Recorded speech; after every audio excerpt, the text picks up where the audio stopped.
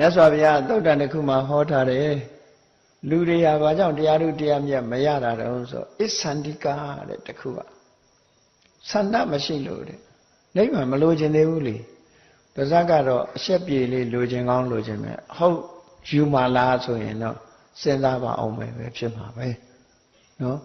နိဗ္ဗာန်မသွားချင်သေးဘူးမအားသေးဘူးလှုပ်ရှားရရှိသေးကလေးကငဲနေသေးလို့တော့နိဗ္ဗာန်သွားမဲ့ပုဂ္ဂိုလ်ကစင်ကြီးတွေကအများကြီးဖြစ်နေတယ်အဲ့တော့ထားလိုက်တော့အဲ့တော့နိဗ္ဗာန်ဆိုတာစင်ကြီးတွေပေးပြီးတော့ချိန်ဆွဲရမယ့်ကိစ္စမှမဟုတ်တာလေကိုသိထားပြီဆိုရင်ကိုလုံးဝမှာပါ